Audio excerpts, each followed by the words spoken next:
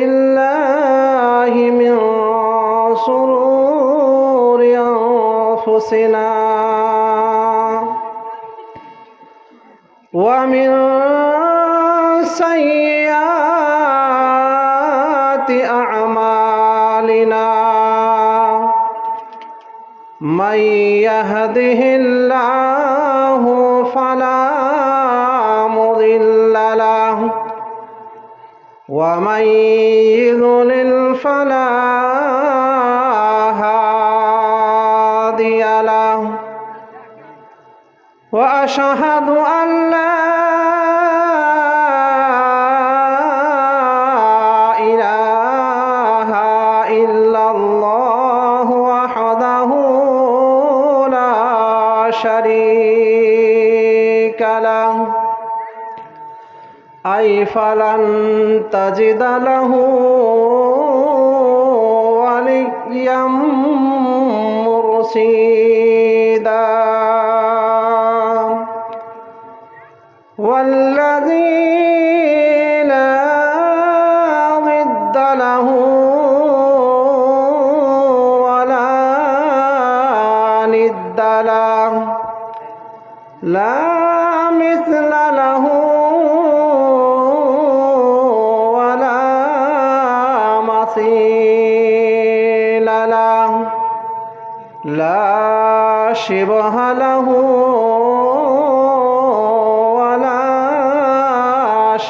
شبيه له لا نظير له ولا كفيل له لا ولد له ولا والد له وهو الأحد الفرد الصمد لم يلد ولم يولد ولم يكن له كفوا أحد وأشهد أن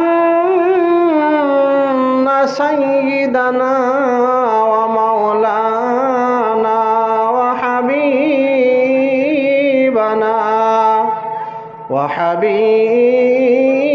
ربنا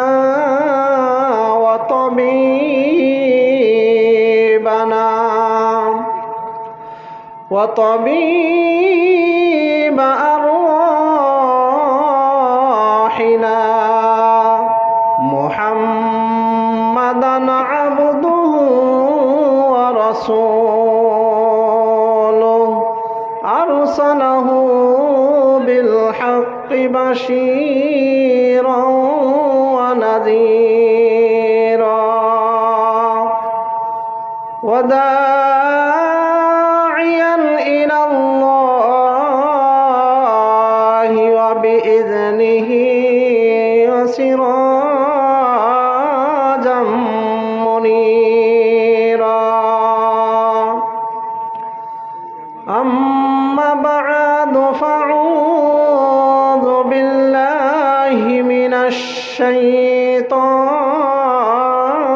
الرجيم بسم الله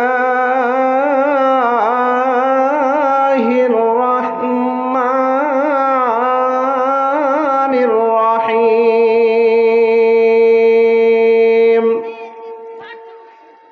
يا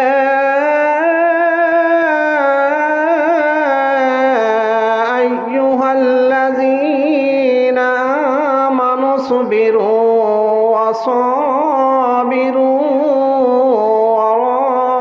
ورابطوا واتقوا الله لعلكم تفلحون وقال الله تبارك وتعالى في موضع آخر بسم الله الرحمن الرحيم زين للناس الناس حب الشهوات من النساء والبنين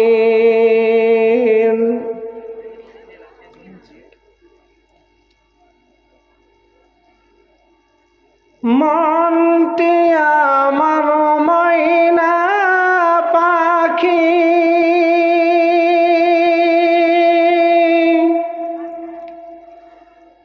মনটি আমার ময়না পাখি খাঁচাতে রহে না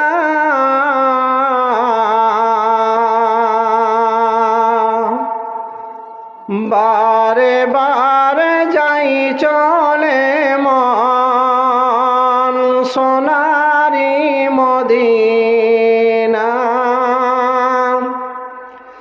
বারে বারে যাই চলে মন সোনারি মদিনা মনটি আমার ময়না পাখি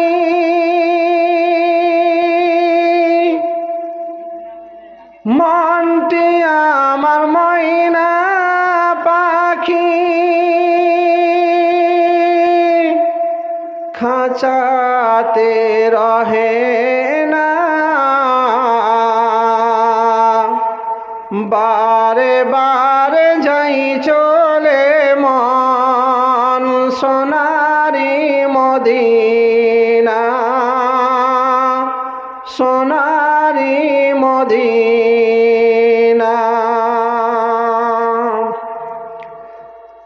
আরব দেশের মিষ্টি তেঁতুল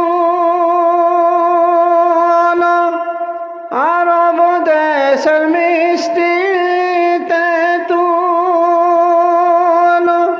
মিষ্টি খেজুর বেদানা আবে জমজম কুয়ার পানি খেয়ে দেখা হলো না আবে জমজম কুয়ার পানি খেয়ে দেখা হলো না তাই তো ভাবি ওরে মন তাই তো ভাবি ওরে মন দেখা কি আর হবে না বারে বারে যাই চলে মন সোনারি মদিনা সোনারি মদিনা ডালে বসে ডাকছে কোকিল ডালে বসে ডাকছে কোকিল কুহু কুহু করে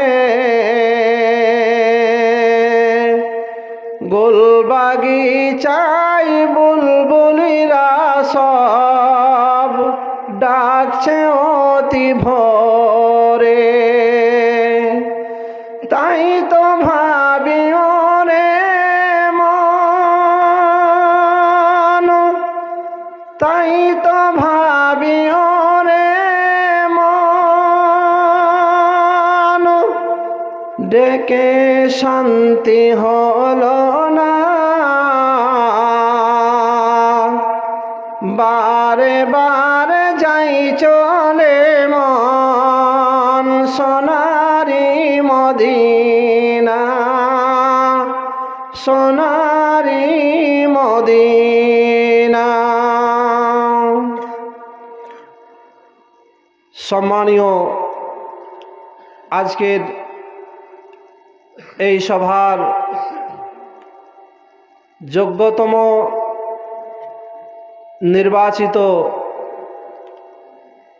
সভাপতি সাহেব ও বিভিন্ন দূর দূরান্ত থেকে আগত উলামায়ে দ্বীন, আমার সামনে বসে থাকা বাবাজান, ভাইজান, চাচা জানেরা, পর্দার আড়ালে অবলা সরলা সুশিক্ষিতা সহনশীলা মায়ের জাত মা ও বোনেরা, প্রশংসা মাত্রই এক মহামহিম আল্লাহ সুবহানাহু ওয়া তাআলার, যার সীমাহীন ক্ষমতায় অশেষ কৃপায় আমরা সুন্দর একটি আবহাওয়া পেয়ে এই মাদ্রাসার উন্নতি কল্পে বিরাট একটি জালসার আয়োজন করার ক্ষমতা লাভ করেছি। আমরা তার প্রশংসা সারা জীবন ভর যদি করে যাই, মা নাফিজাত কালিমাতুল্লাহ, তার গুণাবলীর বর্ণনা করে শেষ করা যাবে না। তাই এক কথায় আমরা বলবো আলহামদুলিল্লাহ। তারপরে মা আমিনার লাল, মরুর দুলাল, মাদানিয়ে তাজদার, আকাই ইনামদার, নবী কুল শিরোমণি খাতামুন নবিয়্যিন, যার আগমনে আরব ওয়ানারব প্রত্যেকেই আনন্দে উত্তাল হয়ে উঠেছিল, সেই মহা মানবিকতার দূতের উপর লক্ষ কোটি দরুদ ও সালাম অবতীর্ণ হোক, আমিন। আল্লাহুম্মা সাল্লি আলাইহি, আল্লাহুম্মা বারিক আলাইহি। বন্ধুগণ, আমি আপনাদের সম্মুখে কোরআন মাজিদের 3 নম্বর সূরার শেষ আয়াতটি পাঠ করেছি এবং সূরা আল বাকারার 14 নম্বর, সূরা আল ইমরানের 14 নম্বর আয়াতের কিছু অংশ পাঠ করেছি। কোরআনের এই বাক্যগুলিকে সামনে রেখে আমি আমার বক্তব্যের ইতি টানব ইনশাআল্লাহু ওয়া মা তৌফিকি ইল্লা বিল্লাহ। তবে বক্তব্য দেওয়ার আগে কি নিয়ে আলোচনা হবে সেই আলোচনার নামটি বললে বক্তব্যের নির্যাসটা আমাদের মাথায় বেশি সুন্দরভাবে ঢুকে যাবে। আজকে আমি আপনাদের সম্মুখে যে বিষয়টি নিয়ে আলোচনা করব বলে আপনাদের সামনে উপবিষ্ট হয়েছি, সেই বিষয়টি হচ্ছে আস-সবর, মানে ধৈর্য। আপনারা যে এই সারা রাত্রি জালসা শোনার পরেও এখনো পর্যন্ত ধৈর্য ধারণ করে জালসা শুনছেন, আপনারা যে একটি ধৈর্যের পরিচয় দিয়েছেন, এই ধৈর্যের বিভিন্ন ধরনের সাইড আছে এবং এই ধৈর্য ধরলে এর প্রতিদান কি, আল্লাহ সুবহানাহু ওয়া তাআলা আমাদের কি নিয়ামতে ভূষিত করবেন, সেই নিয়ে আপনাদের সম্মুখে আমি আলোচনা করব। আমি প্রথমে আপনাদের সম্মুখে যে আয়াতটি পাঠ করেছি, আল্লাহ সুবহানাহু ওয়া তাআলা এখানে 4টি বিষয়ের নির্দেশ দিয়েছেন। নাম্বার 1, আল্লাহর প্রতি ঈমান আনা। ইয়া আইয়ুহাল্লাযীনা আমানু, 1 নম্বরে কি বলেছে? ঈমানদারদেরকে ডাক দিয়ে বলেছেন যে তোমরা ধৈর্য ধারণ করো। সেই ধৈর্য নিয়ে ইনশাআল্লাহ আলোচনা হবে। প্রথমত আমরা চলে যাব এই ধৈর্য শব্দের তথা আস-সবর শব্দের ইসতিলাহি তারিফ তথা সংজ্ঞা কি। জালালউদ্দিন সুয়ুতী রহমতুল্লাহ আলাই, আপনাদের মাদ্রাসায় পড়া হয় কিনা জানা নাই, জালালাইন শরীফ আপনার মাদ্রাসায় পড়া হয়। তাফসিরে কুরআন এই তাফসিরে কোরআনের লেখক মুআল্লিফ তথা জালালউদ্দিন সুয়ুতি রহমতুল্লাহ আলাই এই সবরকে 3 ভাগে ভাগ করেছেন। আস-সাবরু আলা সালাসাতি আকসাম, সবরের 3 প্রকার। 1 নম্বর হলো কি আস-সাবরু আলা তাআ, নম্বর 2 আস-সাবরু আলাল মাআসি, আস-সাবরু আলাল মাসাইব। অর্থাৎ আল্লাহ সুবহানাহু ওয়া তাআলা যে সব আদেশগুলো আমাদেরকে দিয়েছেন সেই সব আদেশ পালন করতে গিয়ে যত প্রকারের বাধা আসুক না কেন সেই হুকুম আহকামগুলো পালন করার নাম হচ্ছে সবর। নাম্বার 2 আস-সাবর আলাল মাআসি, অর্থাৎ আল্লাহ সুবহানাহু ওয়া তাআলা যে সব কাজগুলোকে আমাদের করতে নিষেধ করেছেন, যে সব কাজ থেকে আমাদেরকে বিরত থাকতে বলেছেন, সেই সব কাজ থেকে বিরত থাকা চাই। সেসব কাজগুলো যতই রোমাঞ্চকর হোক না কেন, আপনাকে ওই রোমাঞ্চকর বস্তুতে ডাক দেখ না কেন, সেই সব বস্তু থেকে বিরত থাকার নাম হচ্ছে সবর। নাম্বার 3 আস-সাবর আলাল মাসাইব, অর্থাৎ আপনি কোনো বিপদের সম্মুখীন হয়েছেন, আপনার কেউ মারা গেছে, আপনার কিছু হারিয়ে গেছে, আপনি কোথাও অ্যাক্সিডেন্ট করেছেন, এর প্রতি ধৈর্য ধারণ করা নাম হচ্ছে আস-সাবর আলাল মাসাইব বা ধৈর্য। যাই হোক, আসি এই যে সবর তথা ধৈর্য যে কোনো কাজে আমাদেরকে ধারণ করতে হবে। মাদ্রাসা চালক তথা মাদ্রাসার সেক্রেটারি কমিটি বিন্দু যদি মাদ্রাসা চালাতে গিয়ে ধৈর্যহারা হয়ে যায়, মসজিদের সরদার সাহেব মসজিদ পরিবেশন করতে গিয়ে যদি ধৈর্যহারা হয়ে যায়, আলেম শিক্ষা দান দিতে গিয়ে যদি ধৈর্যহারা হয়ে যায়, তাহলে সব কিছুই ব্যর্থ হয়ে যাবে, সব কিছুই ব্যর্থ হয়ে যাবে। আর যখনই আমরা এই ধৈর্যে ব্যর্থতা দেখাবো, কাল কিয়ামতের মাঠে আমরা সফলতা লাভ করতে পারবো না, আমরা জাহান্নামে চলে যাব। এক কথায় যে কোনো কাজ করতে গেলে ধৈর্যের বিশেষ প্রয়োজন। আপনার কেউ মারা গেছে, আপনার কেউ হারিয়ে গেছে, আপনাকে ধৈর্য ধারণ করতে হবে। মহান আল্লাহ তাবারাক ওয়া তাআলা তিনি বলছেন, বিসমিল্লাহির রহমানির রহিম,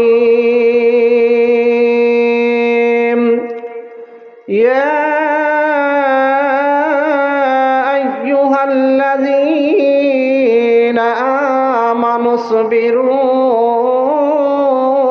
ওয়া সাবিরু,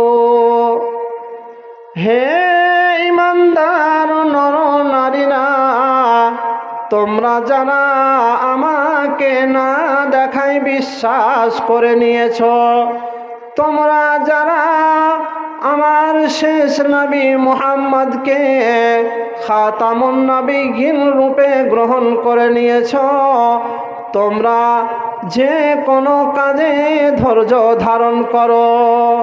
ওয়াসাবিরু, শুধু নিজেই ধৈর্য ধারণ করলে হবে না, তোমরা কি অন্যদেরকেও ধৈর্য ধারণের তালকিন দাও। অন্য কোনো ভাইয়ের বিপদ এসেছে, সেই বিপদে তাদেরকে ধৈর্য ধারণের কথা বলো। ওয়ারাবিতু, আর তোমরা কোনো কি জিহাদের ময়দানে জিহাদ করতে গিয়ে পিঠ দেখিয়ে যেন পালিয়ে এসো না।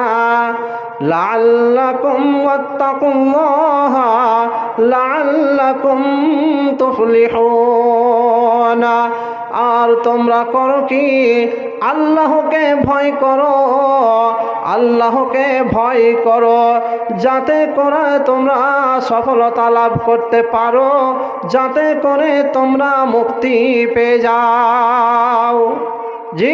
যে কোনো কাজে আমাদেরকে ধৈর্য ধারণ করতে হবে। আমার সন্তান মারা গেছে, আমার বাড়িতে বিপদ এসেছে, আমার চাষে অনেক কিছু ক্ষতি হয়ে গেছে, এই ক্ষতি হয়ে যাওয়ার কারণে আমরা কেউ জাহার পান করে নিই, কেউ আমরা বিষ পান করে আত্মহত্যা করে ফেলি। ভাইরা আমার, বন্ধুগণ, এই সব কাজ আমাদের করলে হবে না। আমার সন্তান মারা গেছে, আমি শুধুই কাঁদতেই থাকি, এ ধরনের কাজ আমাদেরকে করলে হবে না। আসুন, বিশ্বনবী জনাবে রাসূলুল্লাহ সাল্লাল্লাহু আলাইহি ওয়াসাল্লাম কখন আমাদের ধৈর্য ধারণ করতে বলেছেন। ওয়ান আনাসিন রাদিয়াল্লাহু তাআলা আনহু قال مر النبي صلى الله عليه وسلم بامرأة وهي تبكي عند قبر। আনাস রাদিয়াল্লাহু তাআলা আনহু হতে বর্ণিত, বিশ্বনবী জনাবে রাসূলুল্লাহ সাল্লাল্লাহু আলাইহি ওয়া আলিহি ওয়াসাল্লাম একদা এক মেয়ের পাশ দিয়ে অতিক্রম করে যাচ্ছিলেন। যেতে যেতে তিনি দেখলেন ওয়াহিয়া তাবকি ইনদা কাবারিন, ওই মহিলাটি একটি কবরের পাশে বসে বসে ক্রমান্বয়ে কান্না করেছিল। ভালো করে শুনবেন ভাইরা আমার, বন্ধুগণ, বিশ্বনবী ওই মেয়েটির পাশ দিয়ে যাচ্ছিলেন। মেয়েটি যখন ক্রমান্বয়ে ওই কবরের পাশে বসে বসে কান্না করছে, হায় আমার সন্তান কত সুন্দর ছিল, আমার সন্তানের নাকটা তার ফুপুর মতো ছিল, আমার সন্তানের শরীরটা তার দাদুর মতো ছিল। এইভাবে একের পর এক তার যে সন্তান মারা গিয়েছিল, তার যে সন্তানের দাফন হয়ে গিয়েছে, ওই সন্তানের বিভিন্ন সিফাত, বিভিন্ন শারীরিক গুণাগুণের বর্ণনা দিচ্ছে, আর কান্না করছে, গাল চিরছে, কাপড় ছিঁড়ে এদিক ওদিক পড়ে আছে। বিশ্বনবী দেখে বলছেন, ইত্তাকিল্লাহ ওয়াসবিরি, ওগো মহিলা, তুমি যে এই কবরের পাশে বসে বসে কান্না করছো, এত কান্না করো না, এত কান্না করো না। এই এত কান্না হতে তুমি আল্লাহকে ভয় করো। আর তুমি এই কান্না তোমার যে করছো, তোমার যে সন্তান মারা গেছে, তুমি যে সন্তান হারিয়েছো, এই সন্তানের হারানোর প্রতি তুমি ধৈর্য ধারণ করো। ভাইরা আমার, বন্ধুগণ, আমার কোনো সন্তান মারা গেছে, আপনার কোনো মেয়ে মারা গেছে, আর আপনাকে যদি বলা হয় ধৈর্য ধারণ করো, ভাই কান্না করো না, আপনি কি কান্না থামাবেন? সহজে থামাবেন না। যতক্ষণ আপনার মধ্যে ইসলামিক জ্ঞান না থাকবে, হাদিস ও কোরআন না জানা থাকবে, আপনি কিন্তু ধৈর্য ধারণ করবেন না। এবং ধৈর্য ধারণ করলে এর যে কি প্রতিফল আছে, এই প্রতিফল জানা না থাকলে আপনি নিজেকে কন্ট্রোল করতে পারবেন না। যাই হোক, বিশ্বনবী যেমন এই কথা উক্ত মহিলাকে বলেছেন, সঙ্গে সঙ্গে মহিলা উত্তর দিচ্ছে, ফাইন্নাকা লাম তুসাব বিমুসিবাতি, ওগো পথিক, ইলাইকা আন্নি, আপনি আমাকে কানতে দিন। ফাইন্নাকা তুসাব বিমুসিবাতি, কারণ আমি যে বিপদের সম্মুখীন হয়েছি, সেই বিপদের সম্মুখীন তুমি হওনি। আমি যে বিপদের সম্মুখীন হয়েছি, তুমি সেই বিপদের যদি সম্মুখীন হতে আর তুমি ধৈর্য ধারণ করতে, তখন আমি দেখতাম যে তুমি কত বড় ধৈর্য ধারণকারী। জি, নবীর শানে এই কথা বলা হলো। আমাদের নবী তথা বিশ্বের নবী রহমাতুল্লিল আলামিনের চাইতে কেউ ধৈর্যশালী কেউ ছিলেন? ওনার চাইতে ধৈর্য ধারণকারী, ওনার চাইতে ধৈর্য ধারণ করনেওয়ালা এই পৃথিবীর বুকে কেউ আসেননি, আসবেনও না। ওই মেয়েটি বিশ্বনবীকে চিনতে পারেননি। বিশ্বনবীকে চিনতে না পারায় তার শানে এই ধরনের কথা বলা হলো। ফাকিলা লাহা ইন্নাহুন নাবিয়্যা সাল্লাল্লাহু আলাইহি ওয়াসাল্লাম। অতঃপর ওই মহিলাটাকে সংবাদ দেওয়া হলো। ওই মহিলাটিকে পাশ থেকে বলা হলো, ওগো মহিলা, তুমি যার শানে এই কথা বলেছ উনি অন্য কেউ নন, উনি হলেন আমাদের বিশ্বনবী মুহাম্মদ সাল্লাল্লাহু আলাইহি ওয়াসাল্লাম।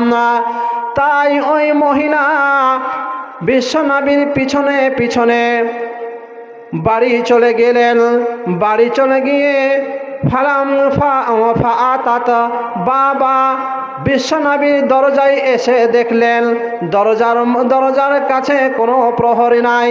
তাই ওই মহিলা বিশ্বনবীর কাছে এসে বলছেন, ইয়া হাবিবাল্লাহি, ইয়া রাসূলাল্লাহি, ওগো আমাদের প্রিয় হাবিব, ওগো আমাদের প্রিয় রাসূল, ইন্নী লাম আরিফকা, আমি আপনাকে চিনতে পারিনি। আপনাকে চিনতে না পারাই আপনার শানে আমি এই ধরনের কথা বলেছি। আপনার চাইতে ধৈর্য ধারণকারী এই পৃথিবীর বুকে কেউ থাকতে পারে না, তাই আপনি আমাকে ক্ষমা করে দিন। বিশ্বনবী মহিলাটির এই কথা শুনে উত্তরে বললেন, ইন্নামাস সাবরু ইনদাস সাদামাতিল উলা। কি বললেন? ইন্নামাস সাবরু ইনদাস সাদামাতিল উলা, অর্থাৎ এখন আর ধৈর্য ধারণ করে কাজ হবে না। ধৈর্য কখন ধারণ করতে হবে? প্রথম আঘাত যখন আসবে, তোমার প্রথম আঘাতেই ধৈর্য ধারণ করার নাম হচ্ছে সবর, বা আসল ধৈর্য ধারণ করা। তাহলে ভাইরা আমার, বন্ধুগণ, আপনার আমার যখন সন্তান মারা যাবে, বিশেষ করে আমার মায়েদেরকে বলবো, আমার পর্দানাসীন মায়েদেরকে, আমরা বেশি বেশি গাল চাপড়ি দিয়ে আমরা বুক ফেড়ে কান্না করি, বিভিন্ন সিফাত, বিভিন্ন ওই সন্তানের গুণাগুণ বর্ণনা দিই, আর ক্রমান্বয়ে কান্না করতে থাকি। কিন্তু না, এ ধরনের কান্না করলে হবে না। বরং আমাদেরকে করতে হবে কি, আমাদের সন্তান যখন মারা যাবে সর্বপ্রথম কি বলতে হবে? আলহামদুলিল্লাহ পাঠ করতে হবে।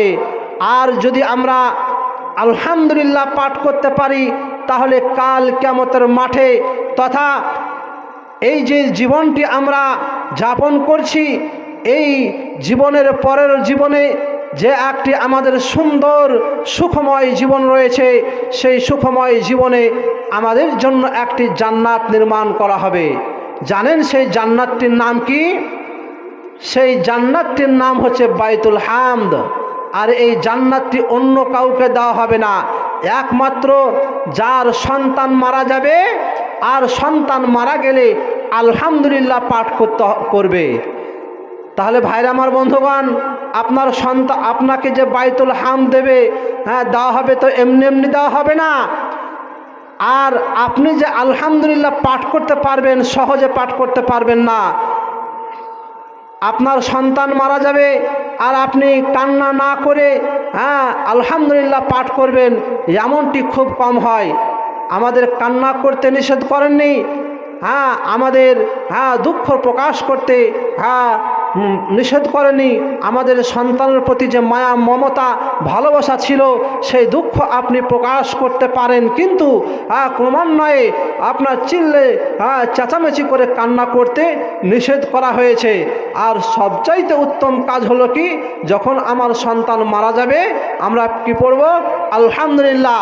আসুন হাদিসের ভাষায় বিশ্বনবী জনাবে রাসূলুল্লাহ সাল্লাল্লাহু আলাইহি ওয়াসাল্লাম তিরমিজি শরীফে কি বললেন দেখুন। ওয়ান আবি মুসাল আশআরি রাদিয়াল্লাহু তাআলা আনহু قال رسول الله صلى الله عليه وسلم মুসা আশআরি রাদিয়াল্লাহু তাআলা আনহু হতে বর্ণিত বিশ্বনবী জনাবে রাসূলুল্লাহ সাল্লাল্লাহু আলাইহি ওয়া আলিহি ওয়াসাল্লাম তিনি বলছেন, ইজা মাতা ওয়ালাদুল আবদি, যখন আমার কোনো বান্দার সন্তান মারা যায়, ওই সন্তান যখন মারা যায়, ফায়াকুলু লিমালাইকাতিহি, অতঃপর ফারিস্তা মণ্ডলীদের বলা হয়, ওগো ফারিস্তা, তুমি যে অমুক সন্তানকে কেড়ে নিয়েছ, অমুক মায়ের কোল থেকে, ওই ফাতিমার কোল থেকে আব্দুর রহিমকে কেড়ে নিয়েছ, ওই আব্দুল সাত্তারের কোল থেকে তুমি আব্দুল গফুর ওই কুচি সন্তানকে কেড়ে নিয়েছ। তখন তারা বলে, নাম কাবাস্তু, আমরা তাকে কেড়ে নিয়েছি, আমরা তার রূহ কবজ করে নিয়েছি। ফায়াকুলু কাবাজতুম সামারাতা কলবিহি, অতঃপর আল্লাহ সুবহানাহু ওয়া তাআলা ওই ফারিস্তাদের বলতে থাকেন, তোমরা কি ওই লোকটির, ওই মায়ের, ওই পুরুষের কলেজার টুকরাকে কেড়ে নিয়েছ কি? তারা বলে ফায়াকুলুনা নাম, অতঃপর তারা বলে হ্যাঁ হ্যাঁ, আমরা ওই সন্তানকে কেড়ে নিয়েছি, ওই তোমার ওই বান্দার কলেজার টুকরা, তোমার ওই বান্দি ফাতিমার আমি কলেজার টুকরা তার নয়ন মণিকে কেড়ে নিয়েছি। ভাইরে আমার বন্ধুগণ, মহান আল্লাহ তাবারাক ওয়া তাআলা এই ফারিস্তাদের সাথে এইভাবে কথোপকথন করতে থাকবেন। এই কথোপকথন করতে থাকার একটি মাত্র উদ্দেশ্য হলো যে আল্লাহ তাবারাক ওয়া তাআলা যে একটি বড় নিয়ামত আমাদের জন্য রেখেছেন, এই নিয়ামতটাকে আমাদের অন্তরে ঢুকিয়ে দেওয়া, এই নিয়ামতটাকে আরো সুন্দরভাবে বর্ণনা করার জন্য আল্লাহ তাবারাক ওয়া তাআলা ওই ফারিস্তাদের সাথে কথা বলতে থাকবেন। জি, আল্লাহ তাবারাক ওয়া তাআলা কি জানেন না যে আপনার সন্তানকে কেড়ে নিয়েছে ওই রুহুল আমিন? আপনার আজরাইল এসে আমার সন্তানের রূহ কবজ করে নিয়েছেন। আল্লাহ কি জানেন না? অবশ্যই জানেন, তথা আল্লাহ তাবারাক ওয়া তাআলার অর্ডারেই এই কাজ হয়েছে। তবুও আল্লাহ সুবহানাহু ওয়া তাআলা তার নিয়ামতটাকে মানুষের অন্তরে ঘুষিয়ে দেওয়ার জন্য, মানুষের অন্তরে ঢুকিয়ে দেওয়ার জন্য, আরও সুন্দরভাবে বর্ণনা করার জন্য ওই ফারিস্তাদের সাথে কথোপকথন করছেন।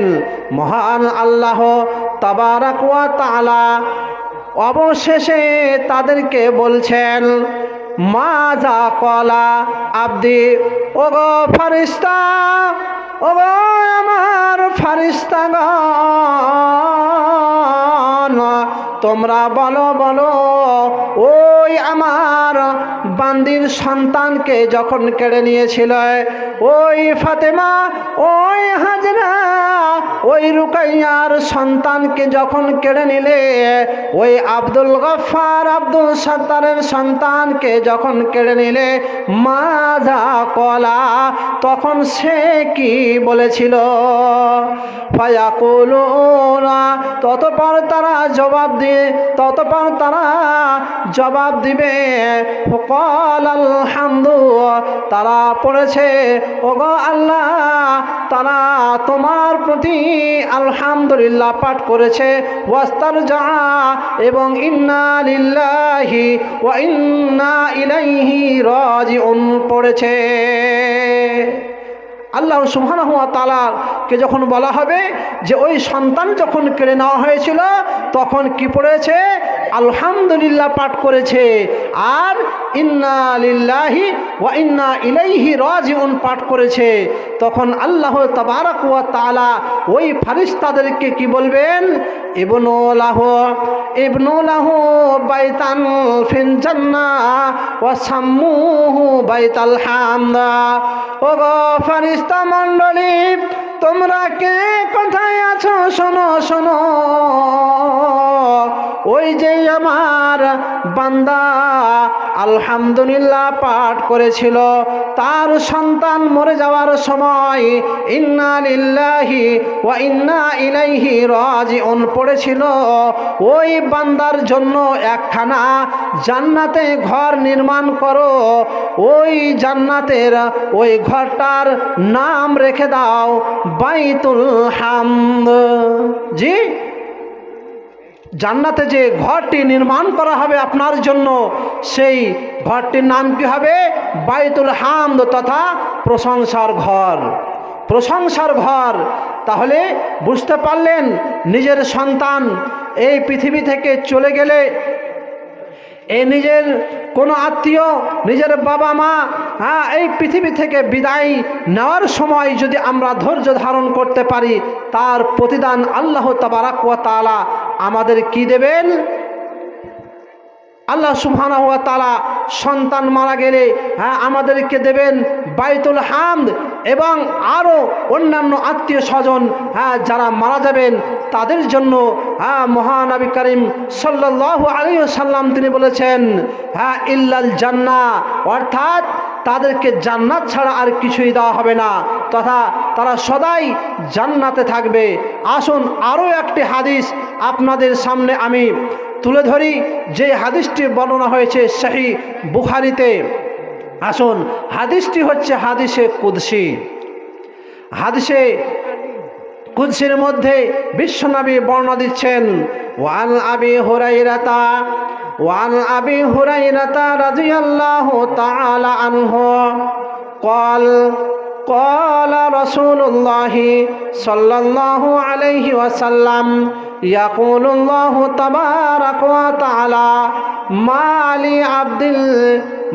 لعبدي عندي جزاء। বিশ্বনবী জনাবে রাসূলুল্লাহ সাল্লাল্লাহু আলাইহি ওয়াসাল্লাম তিনি বলছেন, মহান আল্লাহ তাবারাক ওয়া তাআলা আমাকে সবে মাত্র এই সংবাদটি দিলেন, সবে মাত্র এই কথাটি বললেন যে মালি ইন্দি জাযাউ মালি আব্দুল মুমিনি ইন্দি জাযাউন, আমার কাছে ওই একজন প্রকৃত ইমানদার মুমিনের জন্য আমার কাছে এমন কোনো সাধারণ সওয়াব নাই, আমার কাছে এমন কোনো সাধারণ সওয়াব নাই, যখন কোনো তার ইজামাতা সাফিয়াহু, যখন তার কোনো ইজামাতা সাফিয়াহু, যখন তার কোনো প্রিয় মারা যায়, তার স্ত্রী হোক, তার বাবা হোক, তার সন্তান হোক, যখন মারা যায় সুম্মাহ তাসাবাহু, অতঃপর ওই আত্মীয় স্বজন মরার সময়, তার মা মরার সময়, তার বাবা মরে যাওয়ার সময় ধৈর্য ধারণ করে, নিজেকে কন্ট্রোল করে, ইল্লাল জান্নাহ, তাকে আমি সাধারণ কোনো প্রতিদান দেব না, তাকে আমি সুখময় জান্নাত দান করব। কি বললেন? আল্লাহ সুবহানাহু ওয়া তাআলা তাকে জান্নাত দান করবেন। তো ভাইরা আমার, বন্ধুগণ, শুধু সন্তান মারা গেলেই আমরা আলহামদুলিল্লাহ পাঠ করব এমনটি নয়। আমাদের আত্মীয় স্বজন যে কেউ মারা যাবে, আমার প্রিয়তমা, আমার স্ত্রী, আমার প্রিয় স্বামী যখন মারা যাবে, তখন আমাদেরকে ধৈর্য ধারণ করতে হবে। সর্বপ্রথমেই আমাদেরকে ইন্না লিল্লাহি ওয়া ইন্না ইলাইহি রাজিউন পাঠ করতে হবে।